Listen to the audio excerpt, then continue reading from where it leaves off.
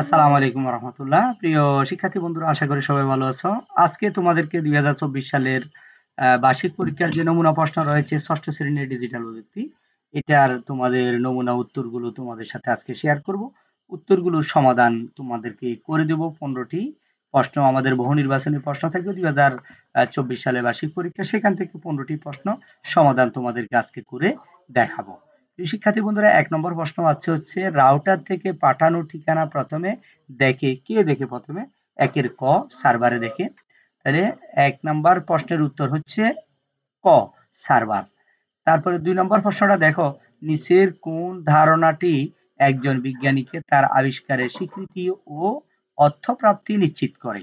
এটা হচ্ছে 2 এর হচ্ছে ঘ প্যাটেন্ট। নিচের কোন ধারণাটি একজন বিজ্ঞানীকে তার আবিষ্কারের স্বীকৃতি ও প্রাপ্তিতে নিশ্চিত করে? সেটা হচ্ছে প্যাটেন্ট।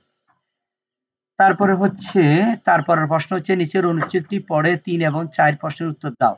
আহসান সাহেব একজন গ্রাফিক ডিজাইনার। তিনি রেডিয়েন্ট নামক একটি কসমেটিক কোম্পানির জন্য লোগো তৈরি করেছেন। আগামী 1 জানুয়ারি 2025 থেকে এই লোগোটির ব্যবহার শুরু হবে। তাহলে এখানে 3 নম্বর প্রশ্নটি দেখো, আহসান সাহেবের তৈরি লোগোটি কোন ধরনের বুদ্ধিভিত্তিক সম্পদের সাথে সম্পর্কিত?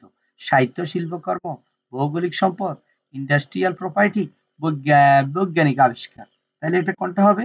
3 এর ঘ, এটা একটা হচ্ছে ইন্ডাস্ট্রিয়াল প্রপার্টি। তারপরে 4 নম্বরে কি হতে পারে দেখো, অনুচ্ছেদটির তথ্য অনুসারে নিচের কোন বক্তব্যটি সঠিক? 4 নাম্বার 4 এর খ। 4 এর খ, লঘুটির ব্যবহার শুরু হলে এটি বুদ্ধিভিত্তিক সম্পদ হিসাবে বিবেচিত হবে।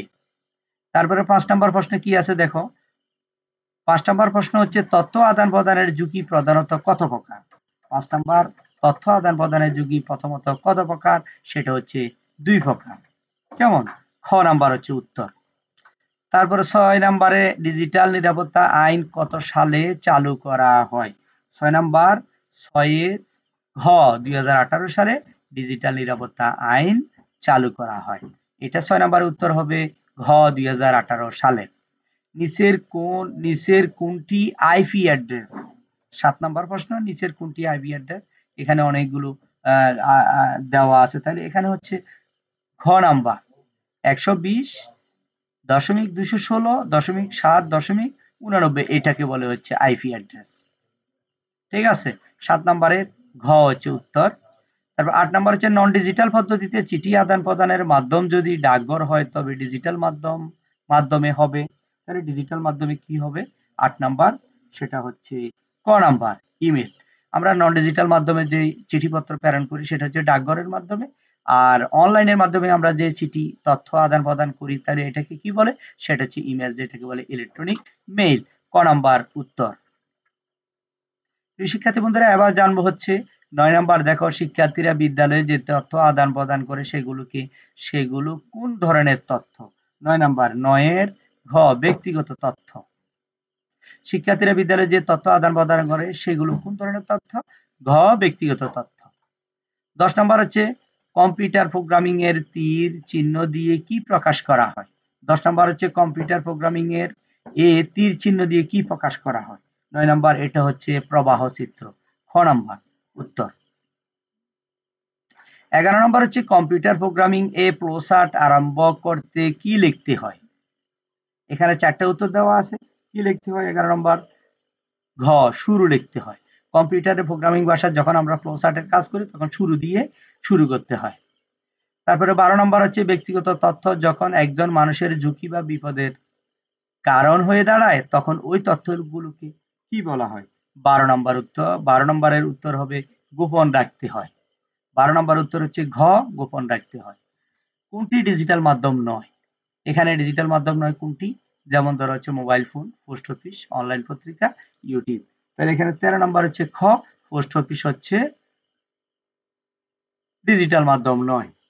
তারপরে 14 নম্বর হচ্ছে তথ্য আদান প্রদানে আমরা সবচেয়ে বেশি ব্যবহার করি কোন মাধ্যম? 14 নম্বরের ক উত্তর হচ্ছে ক মুখের ভাষা বা ইশারা। আমরা মুখে এবং ভাষার মাধ্যমে, ইশারার মাধ্যমে আমরা সবচেয়ে বেশি তথ্য আদান প্রদান করি। 15 নম্বর হচ্ছে নিচের কোনটি বৈজ্ঞানিক উদ্ভাবন?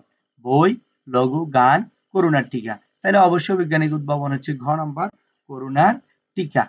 আমরা এই 15টি প্রশ্নের সমাধান তোমাদেরকে দিয়েছি। পরবর্তী ক্লাসে আমরা তোমাদেরকে দেখাবো হচ্ছে এক কথায় উত্তর, সরবরাহকৃত উত্তরপত্র।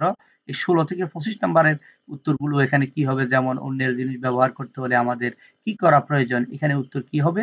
এভাবে 10টি প্রশ্নের সমাধান নিয়ে পরবর্তী ক্লাস অবশ্যই তোমাদের সাথে করে দেওয়ার জন্য চেষ্টা করব। ধন্যবাদ সবাইকে, সবাই ভালো থাকবে। পরবর্তী ক্লাস দেখার আমন্ত্রণ রইল।